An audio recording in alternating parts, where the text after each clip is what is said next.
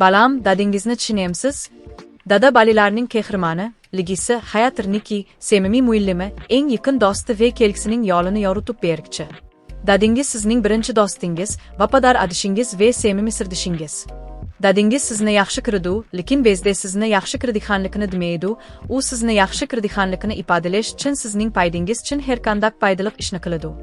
Dadingiz sizning zidinmu ilhor va yaramlik bo'lishingizni arzu qiladigan birdan-bir shaxsdir. Dadingiz sizni to'g'ri yo'lga boshlaydigan, sizga yo'l ko'rsatib tarbiyalaydigan, sizga xizmat qiladigan va sizga hamma narsani bilib turadigan shaxsdir. Dadingiz yashinib qolganda sizning dadingizga vafodor bo'lib hurmat qilishingiz, bilib turishingiz va xizmat qilishingiz majburiyatdir.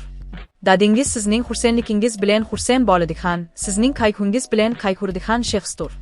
Dadingiz har qanday yaxshi, yomon sharoitda sizning iningizda turadigan birdan-bir shaxsdir. Dadingiz sizni ko'p tarbiyalab qatorga qo'shish uchun kimdir jafo chekadigan, charchaydigan va ishlaydigan shaxsdir. Dadingiz sizni va ailangizni baxtli qilish uchun qurbon beradigan, siz uchun zinikiplagan ishlardan mahrum qiladigan va qo'lidan keladigan barliq imkoniyatni taqdim qiladigan shaxsdir. Dadingiz sizni har xatolik sababidan ayblagan yoki tanqid qilgan bo'lsa, yomon kirganlikdan tanqid qilmaydi. Chunki dadingiz sizni yomon kirmaydi, balki sizni yaxshi kirganlikdan yaramliq odam bo'lib, bu dunyoda yaxshi kun kirsin va to'g'ri yo'lda mingib, u dunyoda dozoq azobidan saqlanib jannatga kirsin deb kim tanqid qiladi. Dadingiz sizni qattiq boshqurgan bo'lsa, siz dadingizning nasihatlarini anglamaganlikdan shunday qiladi. Dadingiz sizga yuksak ilm ma'rifatlash, yaxshi o'qish haqida bism qilgan bo'lsa, sizning ilhor va yaramliq odam bo'lishingizni arzu qilganlikdan bism qiladi.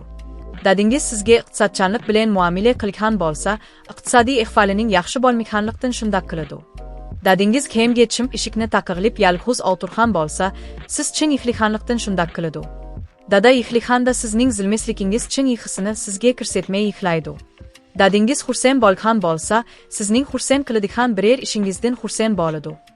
Singizda bo'lsunki, dadingizning barligi oila uchun umid, barakat va intizom. Dadingizning ovozi yoki shepisi siz uchun amonlik. Dadingiz sizning barliq talablaringizni ishga oshirib bermagan bo'lishi mumkin, lekin uning siz uchun qo'lidan keladigan barliq narsalarni taqdim qiladiganligiga va hamma choralarni qilib boqadiganligiga keskin ishonch qilishingiz kerak. Dadingiz siz uchun hayotini taqdim qiladigan, lekin sizni unutib qoladigan shaxs.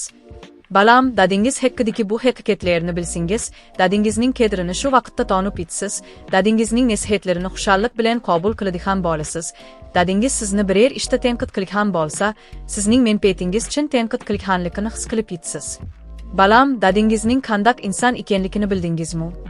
Dadingizning arzu-armonlarini so'rab, qishqa va amalga oshirishga himmatingiz bormi?